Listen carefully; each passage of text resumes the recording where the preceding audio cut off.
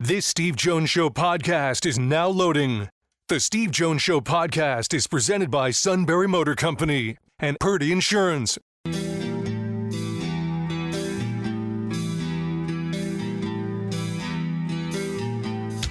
Bringing you an in-depth look at Penn State sports and more. This is the Steve Jones Show on News Radio 1070 WKOK. The Steve Jones Show is presented by Sunbury Motor Company and Purdy Insurance. Now from the Sunbury Motor Studio, here's Steve Jones. Motors, 4th Street in Sunbury, Sunbury Motors Kia, routes 11 and 15, Hummels Wharf, online, sunburymotors.com. Ford, Kia, Hyundai, best in new inventory, great pre-owned inventory with the Sunbury Motors guarantee, and a terrific service department. Quick lane, inspections, routine, difficult. They handle it all at Sunbury Motors, 4th Street in Sunbury, Sunbury Motors Kia, routes 11 and 15 in Hummels Wharf, and online at sunburymotors.com. Get to the Phillies in a minute, 15-4 since Don Mattingly took over. Tonight, you've got a seventh and deciding game between the Buffalo Sabres and the Montreal Canadiens. The game will be in Buffalo. And they'll drop the puck just after 7:30. It's on ESPN. You'll also have Game 1 of the Western Conference Finals in the NBA playoffs tonight at 8:30 with the Oklahoma City Thunder hosting the San Antonio Spurs. That's on NBC tonight. So now we're up to the conference semifinals in basketball, and it's no more Prime Video. It's all NBC, ESPN. NBC has the Western Conference Final. ESPN has the Eastern Conference Final. So the Cavs and Knicks will start their series tomorrow night at 8 on ESPN. And it'll alternate days. I mean, they're alternating every day in the NBA playoffs. One day to the next. There's no... There'll be no, day off where there are no NBA playoff games. So, odd number days will be, unless, of course, the series closes out, then you can't have games. But odd number days are going to be the Western Conference Final on ESPN. Even number days will be the Western Conference Final on NBC. Okay? Simple as that. We try to do things simple. Simple.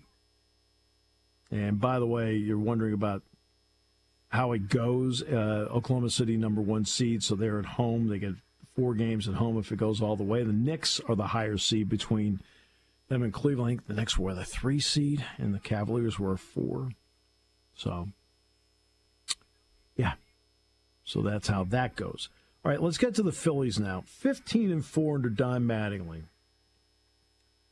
I think that Greg Murphy phrased it best, because I think there's a reality to what Greg said about the managerial change from Rob Thompson to Don Mattingly.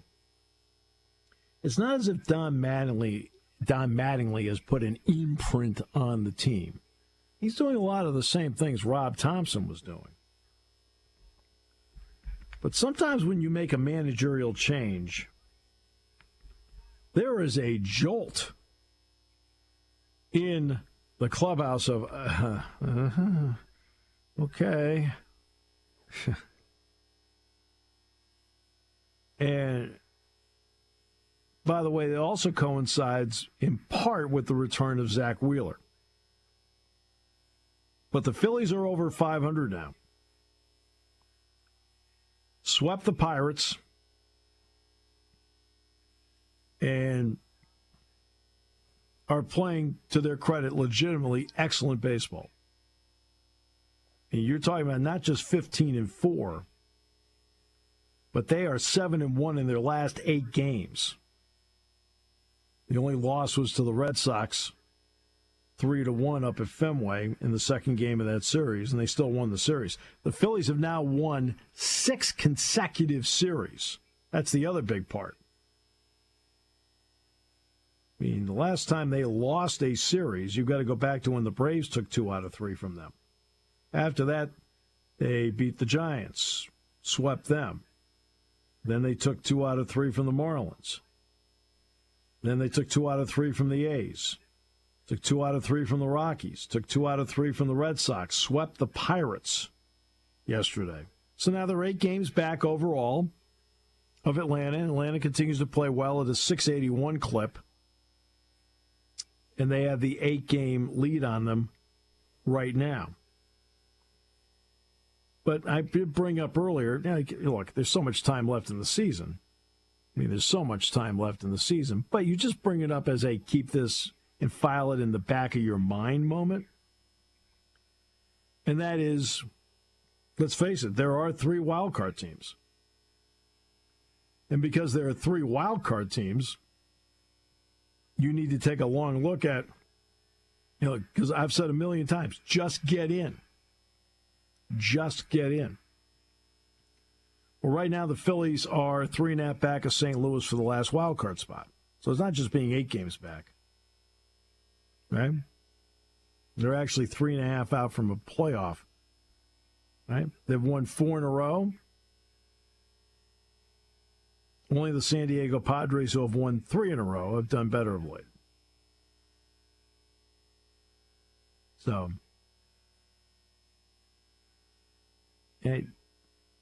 but you're seeing a team they're hitting, better, not great, but hitting it, and they're getting power, lots of power. That's made a big difference for them, is the power they have. They're only hitting .235 as a team, so they're just kind of like hanging around there. But Schwarber's having an unbelievable power year. We're not even to Memorial Day yet. He's got 20 home runs. He's driven in 36. Harper's got 12 home runs. He's driven in 30. So you need to have guys like that do that. Schwarber may be hitting .230, but, he's had years where he's had 40 home runs and was hitting .190. He's at least hitting .230 now with 20 home runs. He's got 111 total bases. He just gets it done. Oh, and by the way, because he's hit the 20 home runs, guess who leads the team in runs scored with a .230 batting average? Schwarber. But Harper's hit 12. Right? They've got to get other guys to lift up. Alec Bowen has lifted up a little bit. He's up to 209 now. Marsh is at 329, but they'll still pinch hit for him in certain situations. Bryson Stott's at 268. Crawford's at 338.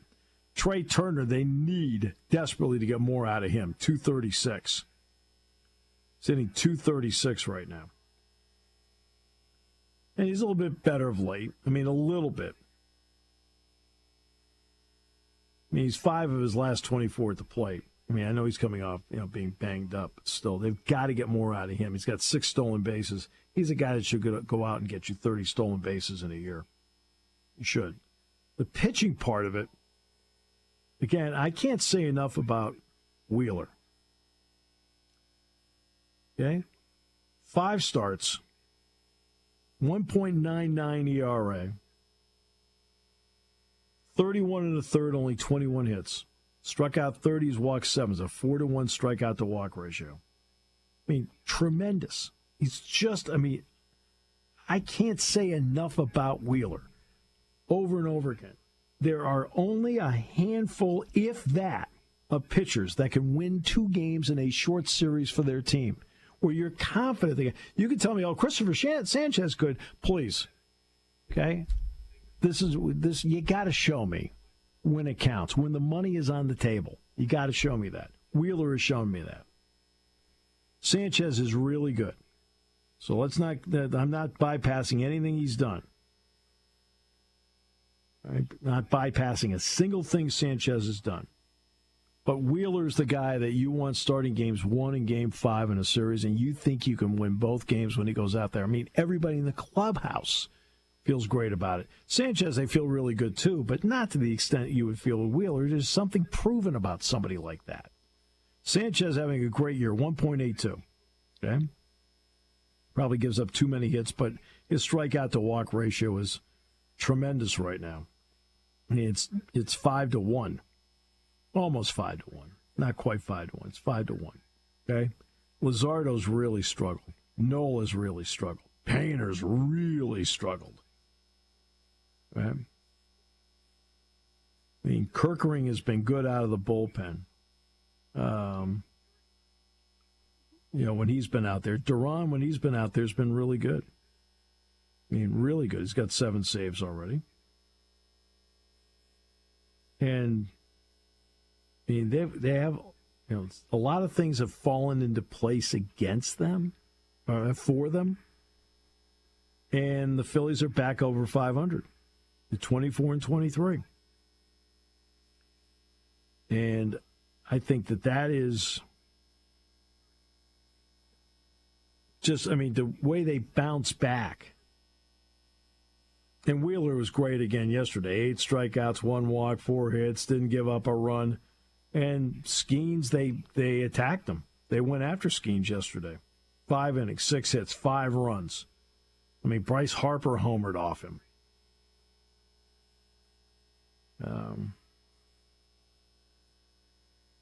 So they get a 3-game sweep in Pittsburgh. And they're playing really well. That's one thing about the Phillies. The Phillies do play an exciting brand of baseball.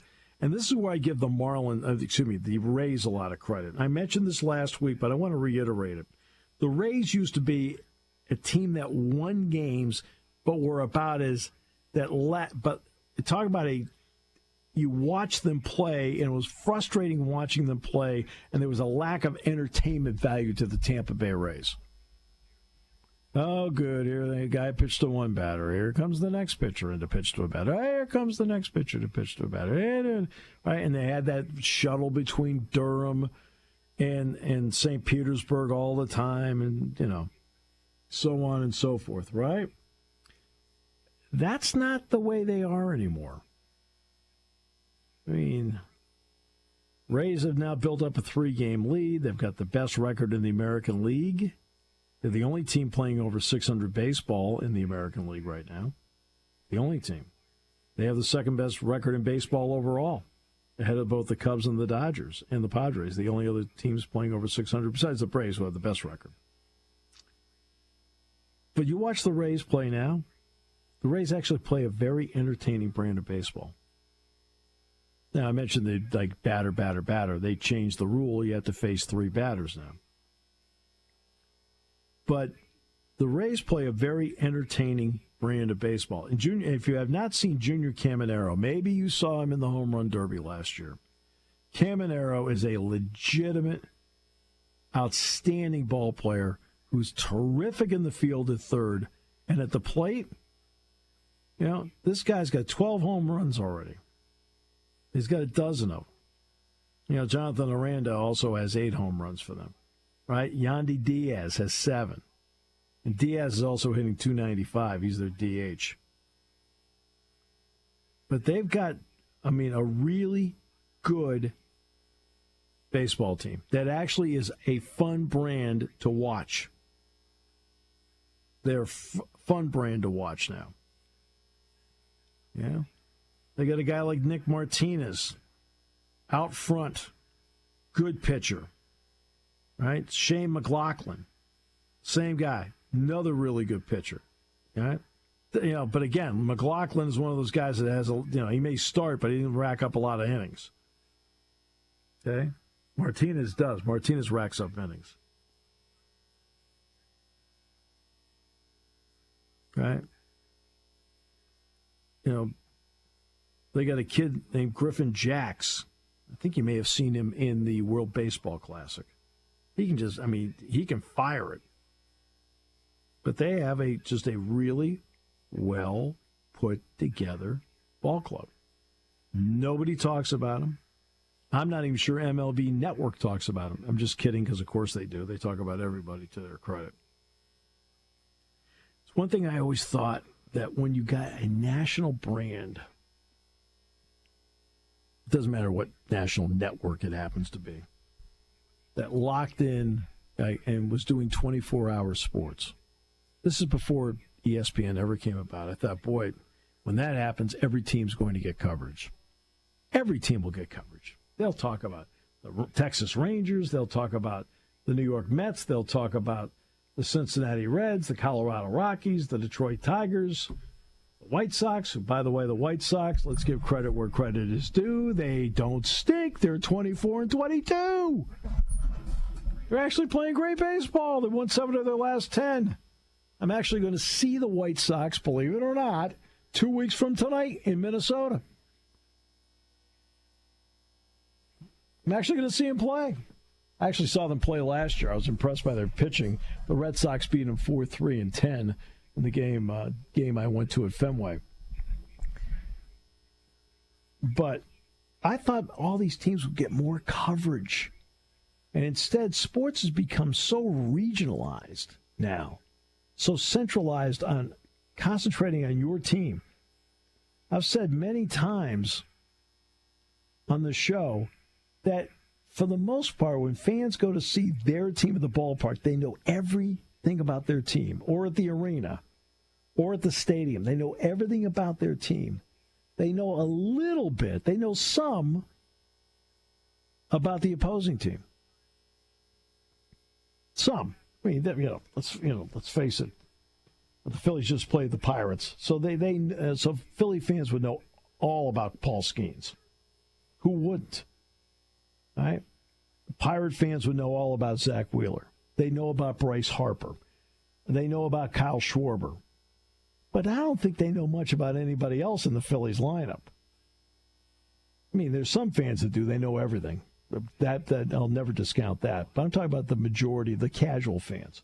Philly fans will look at the Pirates lineup and they know Paul Skeens. And maybe they know Connor Griffin because of the big deal made about him working his way up. And probably O'Neal Cruz. Maybe Brian Reynolds. The rest of the Pirates, they probably don't know a lot about because we've become so focused on our teams. And that's where we are. And even the national networks, like you listen to ESPN radio, they talk about the Lakers as if they're the hometown team. Well, there's a big wide world out there.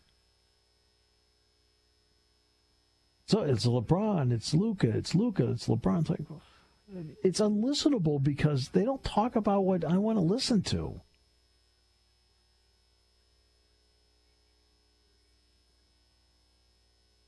I mean, they must be doing some sort of market research that says that's the way to go. It just doesn't appeal to me. Now here, of course, let's face it. Do we talk about Penn State? Of course we do. When it comes time to talk about Bucknell, we do. When it comes time to talk about high school football, we do. We try to bring things home to talk about what we think you're interested in. Right? Then we have to do the suit half hour and talk about the stuff nobody's interested in. Just kidding.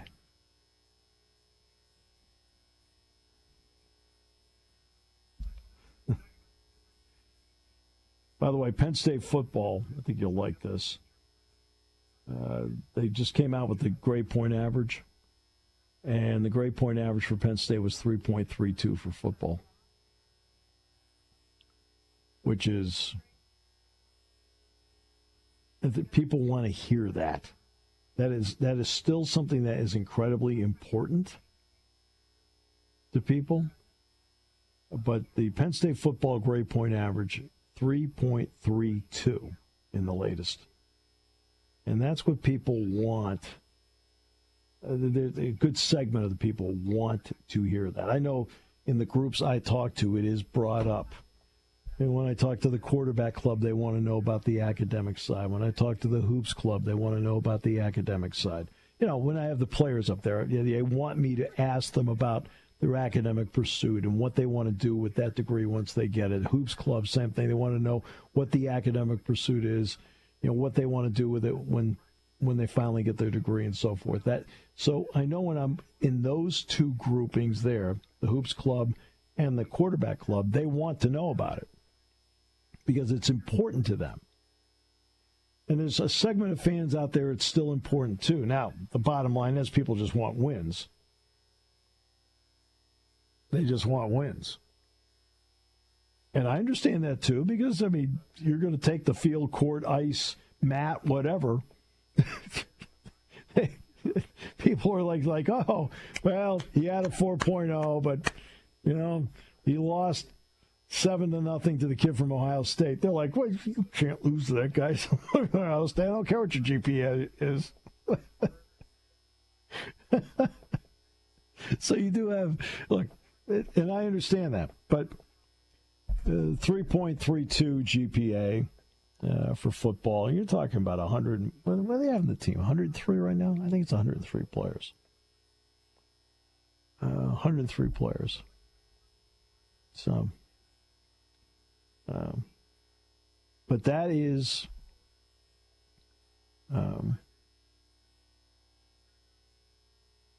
it looks like the 2028 draft's going to go to Minneapolis. How about that? Well, that'll be, hopefully, by the time it comes up in late April, because Minnesota's a beautiful state. All right, so, So 2 weeks from tonight, I'm going to go to see the Twins and the White Sox at Target Field. Yeah. Like, how'd this happen? Quite simply is that, as you know, who are regular listeners to the show, the Big Ten announcers, I think Don Fisher and Gary Dolphin, Don Fisher of Indiana, Gary Dolphin of Iowa, and Paul Keels of Ohio State, started this golf outing. And I didn't go to the first couple. And then a few years ago, I went to the one at Indiana that Don hosted. And then the next year, it was at Ohio State that Paul hosted. Then last year, it was at Northwestern, which Dave Ennett hosted. And now it's going to be Mike Grimm at Minnesota hosting. And we usually had done it in the middle of May. We've always done it in the middle of May. And last year at Northwestern, it was cold. And I remember I was going down the 16th fairway with Dave Ennett, and I looked over at Dave. I said, Dave, what's the wind chill out here right now? Dave looks on his phone. He goes, it's about 42. I said, no wonder I feel like the Bishop and Caddyshack. We were both laughing. And we were playing with Mike Grimm. We were playing with Brian Barnhart of Illinois. And the next day it rained, and we couldn't play the second day. And so Don Fisher says, if Grimm's going to host this thing, it can't be in May. So they're going to move it to the first couple days of June. Because we're not going to go to Minneapolis in the middle of May. Okay. So it's going to be June 2, 3. Well, that means we're going to arrive June 1. Well, Paul Keels gets a hold of me, who does Ohio State. And Paul says, hey, Steve. He said, you're like me. You really love baseball. I said, yeah. He says, what if we go to a baseball game while we're out there? Because we're all going to be there Monday. I said, well, let me look. And it turns out I looked it up, and it turned out the Twins were home with the White Sox. And I said, so I got back to Paul. I said, hey, good news. I said, the Twins are playing the White Sox at Target Field that night. And so Paul and I kind of floated the idea to everybody else. And everybody's like, it turns out everybody's going to go. So we're all going. Who knew the Twins and the White Sox were that popular? I mean, I've only been by Target Field and looked in. I've never actually gone to a game there. But that'll be 2 weeks from tonight.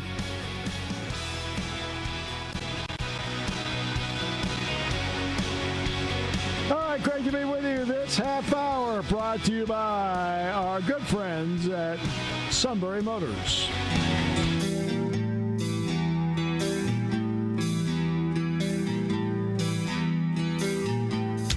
Bringing you an in-depth look at Penn State sports and more. This is the Steve Jones Show on News Radio 1070 WKOK. The Steve Jones Show is presented by Purdy Insurance and Sunbury Motor Company.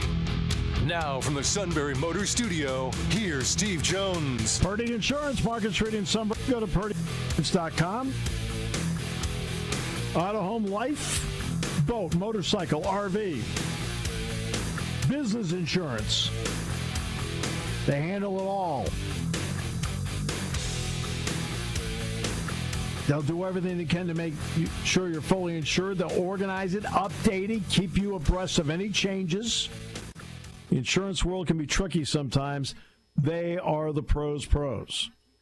They take care of it. They take care of you. And they do everything they can. Whatever way they can find to save you money, they will do that while making sure you're fully insured. Great people who happen to be great pros.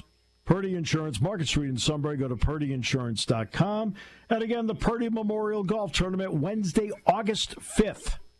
That's the Susquehanna Valley Country Club to benefit the Greater Susquehanna Valley YMCA, the Truman H. Purdy Memorial Golf Tournament in its 35th year. 35th year of giving back. Great cause.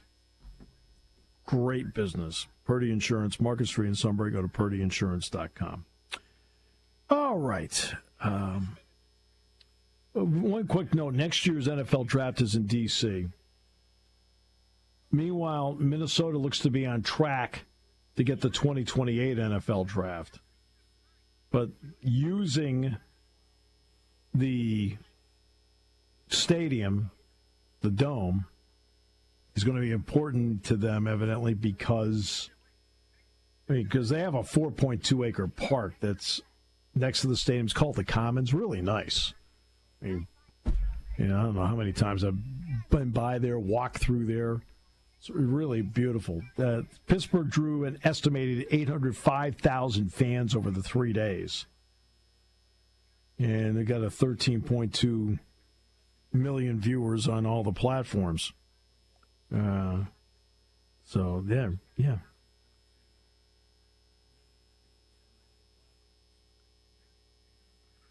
So, it is... but it looks like they're going to get it. One thing I want to talk about, go back to something I began the show with, and that was all 18 Big Ten coaches endorsing the idea of a 2014 playoff. Now, again, it's 12 teams this year. You have to remember something that's important to coaches. A, you want to have a chance. You want your players to get into a playoff and have a chance. I mean, all those things do come into play here. But from a coach's point of view, there are a couple things. Number one, you make the playoff, it does help a little bit with your job security. It's not perfect. I mean, of course, we all know here after making the playoff, 6 games after making the playoff, Penn State made a coaching change after a 3-3 start. But for the most part, you make the playoff, you got a little bit of job security to hang in there. Because today, though, is completely different than it was in the 50s, 60s, 70s, really into the 80s, even into the 90s. And I'll give you some examples. In Tom Landry, who's an NFL example here, Tom Landry takes over the expansion Dallas Cowboys in 1960. Okay. All right. And his first few years,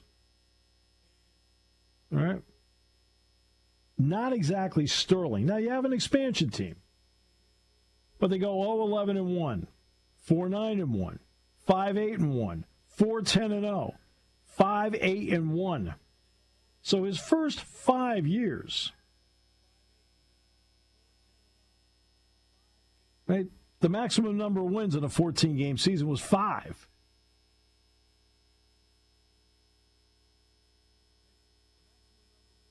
Okay? And it was, today, if a coach goes in the NFL 0-11-1, 4-9-1, albeit an expansion team, 5-8-1, 4-10-0, the 4-10-0 would have cooked them. Then 5-8-1 after that. Right? How do you, in today's game, how do you survive that? Now, finally in 65, they went 7-7. It was like, well, okay, they're finally at 500. Then the next year, they started the run. Every time you turned around, the Cowboys were in the playoffs, except for 1974 And then finally in '84, they missed the playoffs again. They were 9-7. And you notice with him in the latter stages, I know there's an ownership change. His last 3 years, they went 7-9, 7-8, 3-13. Must have gone 7-9. The 87 was the strike year. Right, so 7-8, 7-9, 7-8, 3-13. They finally had 3 bad years in a row. But you go back to the 60s when he starts the expansion team, you're talking about those 5 years. Which coach in today's world would have kept their job? Mike Krzyzewski, first 3 years at Duke, not great. Who keeps their job in today's world? Dean Smith, first 4 years. First 4 years. How does he keep his job? Because there's such a lack of patience today, and you can't fire the coach. Excuse me, you can't fire the players, so we'll fire the coach. So when you're looking at this 2014 playoff, I do take into account that making the playoff does give you some cachet. Now, here at Penn State, the cachet lasted 6 games. Let's be fair.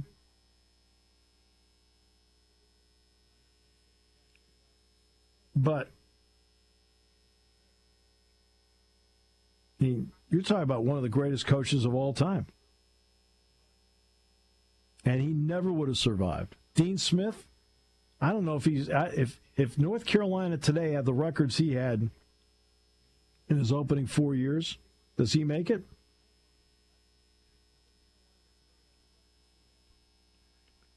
I mean, you're talking about the great Dean Smith. Well, Hall of Fame basketball coach. But his first 4 years, not exactly sterling. Let me see, North Carolina, first 4 years. In fact, this, right? 8-9, 15-6, not bad. 12-12, now they're getting, what's going on here?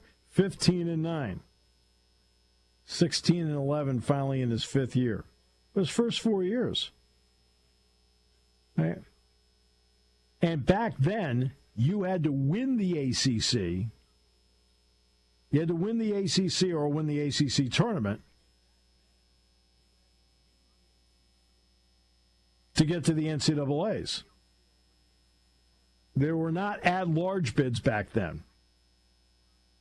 And then finally, when he got on a roll, he gets to, in year number 6, 26, year 7, 28, 27 in year 9.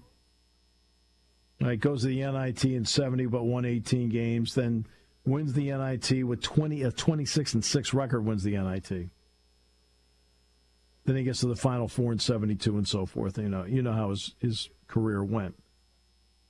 But in today's world, does he make it? In today's world, does he make it?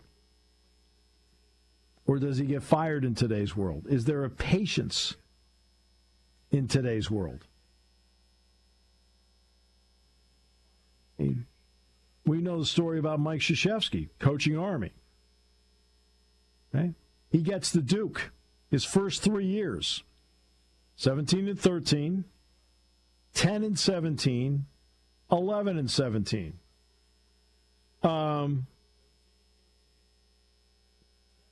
What would the patience level be at Duke after those 3 years? You're talking about 47 losses in 3 years.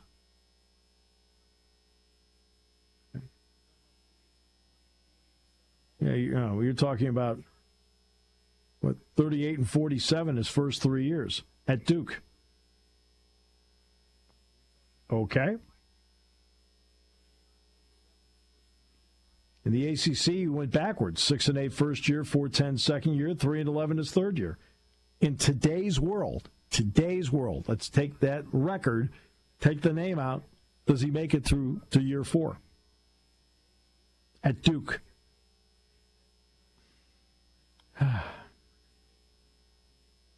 And remember, he got hired from Army. In his last year at Army, they were 9-17.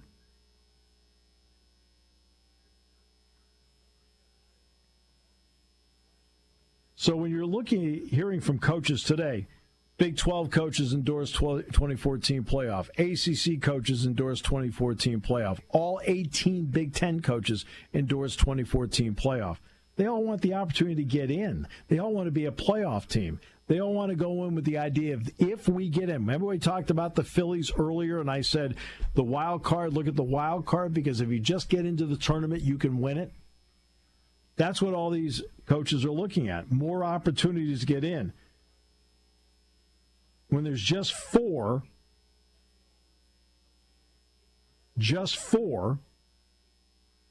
that we're getting in, like, okay. There is an exclusion. And, you're on the outside looking in. It's four. I mean, and yes, there is, a feeling of the four elite, but not all of them. All right? I mean, it's not like there wasn't controversy with four. An undefeated Florida State team, which lost its starting quarterback. Okay?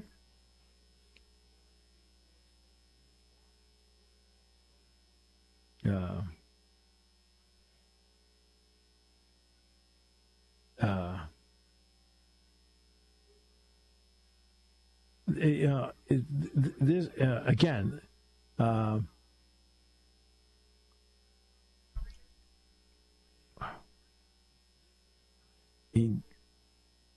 Florida State didn't get in. No starting quarterback. Undefeated. Okay. Then you had a joke of a bowl game where they played against Georgia, and Georgia didn't play anybody, and Florida didn't have anybody playing, or Florida State didn't have anybody, and they got run out. Like 63 to whatever, 7. All right, the Brendan Sorsby story. So if you're wondering why coaches, again, there are coaches now starting to be a little more vocal in the SEC about this. And Tennessee Athletic Director Danny White has brought this up. He's in favor of 24. It's sounding more and more like Kirby Smart might be leaning in that direction. We'll see if he does. The SEC meetings will be in Destin, Florida, Tuesday, Wednesday, Thursday after Memorial Day. So it'll be a week from tomorrow. The 26th will be the start of the SEC coaches meetings. Texas Tech quarterback Brendan Sorsby has filed an injunction, according to Pete Thamel of ESPN, against the NCAA seeking his college eligibility for the 2026 season. The filing cites the NCAA's deeply hypocritical position on gambling and a wholesale abandonment of its obligations and duties to promote the well-being of Sorsby. The filings mention that timing is critical for Sorsby, saying he's required to enter the supplemental draft by June 22nd and faces an impossible choice.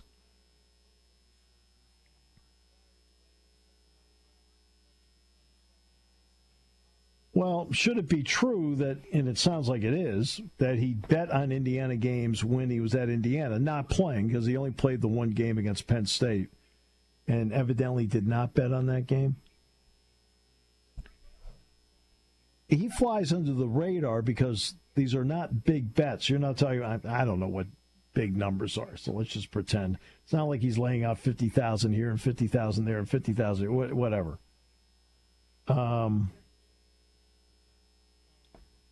But he made a lot of bets, and they were under the radar. But the bottom line is, if it's true, and it sounds like they've got the evidence that it is true, that he bet on a game involving his team, I'm sorry, but that is the rule. That is the rule. I don't know where the NCAA's deeply hypocritical position on gambling happens to be. My understanding is that, for example, FanDuel and DraftKings, like for the NCAA basketball tournament, it is not allowed. So I don't know what because they're on the board in Vegas?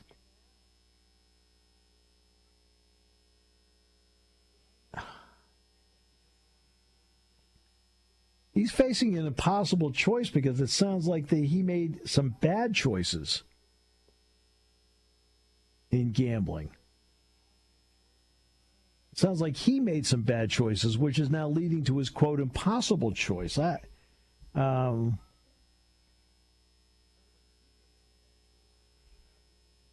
is, I don't know.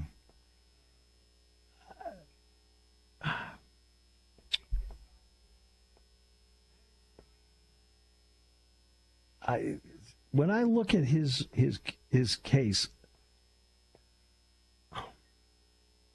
I don't want anything bad to happen to him. I don't know him at all. I've only announced 2 of his games in my lifetime, and I couldn't tell you in a million years. Good kid, bad kid, great family, bad family. I couldn't tell you in a million years except what I've watched on TV or announced in person when he played. He certainly has a lot going for him as a quarterback. And he has to make a choice by June 22nd? Was he trying to, by delaying this, he's going to give himself that extra year to play for Texas Tech? If he can delay it enough, get a court injunction to delay it?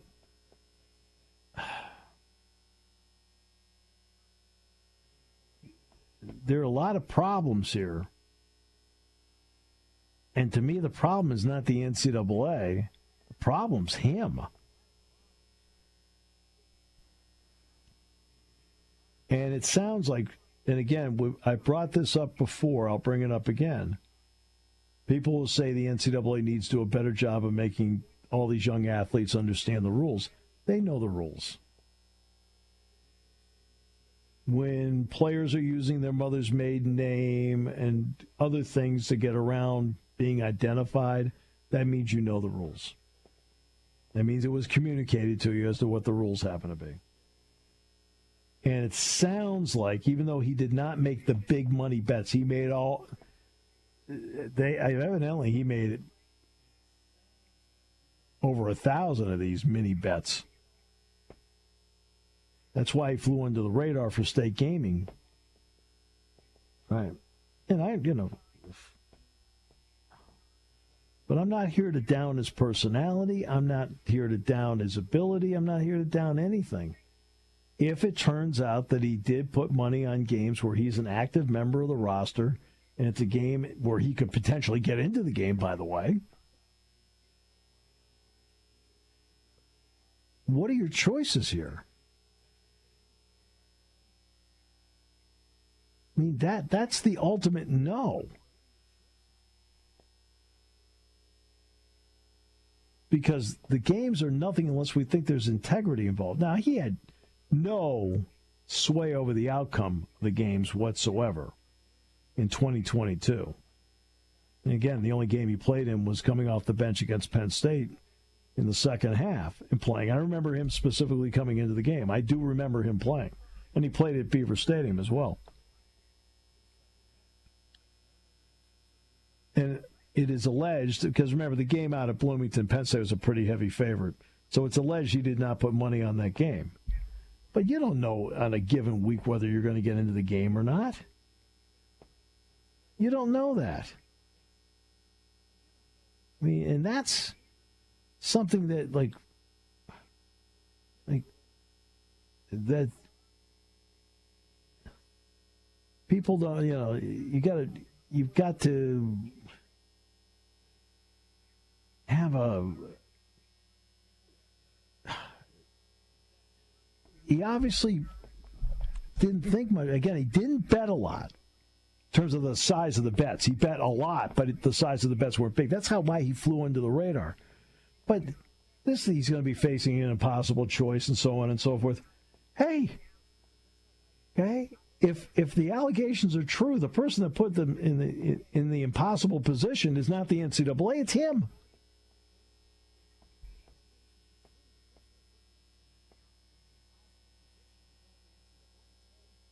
I mean,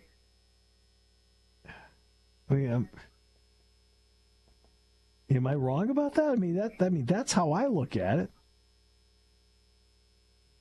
I look at it as the one that put him in the impossible choice of the choices he allegedly made. I don't blame his attorney. Jeffrey Kessler's his attorney. So I don't blame his attorney at all for trying to come up with some way to keep him at Texas Tech where he's guaranteed to get some money, like a chunk of money, play at Texas Tech, be on a really good team, so on and so forth. I got that. Right? There's a lot of benefits to him playing in Lubbock this year. But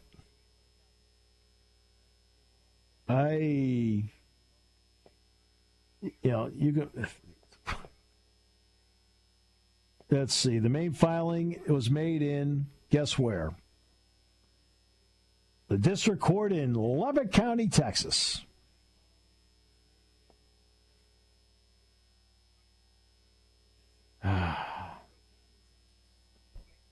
Okay. He is listed as ineligible to play due to the violations of the NCAA sports gambling rules. They say he would be irreparably harmed if the injunction isn't granted. First of all, the NCAA has not decided whether he's out. They haven't made any public decisions or declarations on his status. They say that Sorsby suffers from a clinically diagnosed gambling disorder, which is a mental health condition. They say that the NCAA has weaponized his condition to shore up a facade of competitive integrity while simultaneously profiting from the very gambling ecosystem it polices.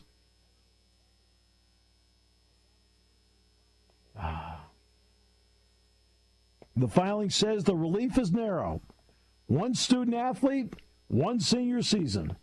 The NCAA will suffer no harm for letting Mr. Sorsby play football while this case proceeds.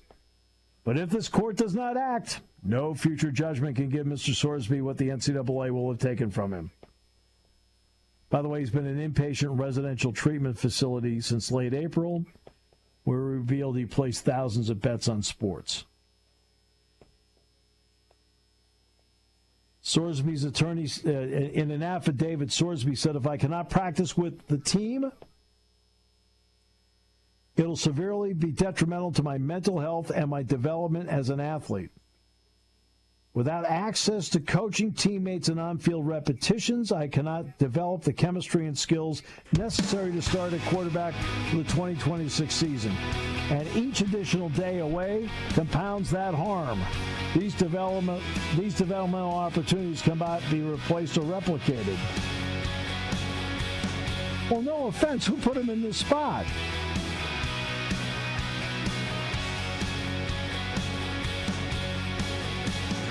No offense, he did.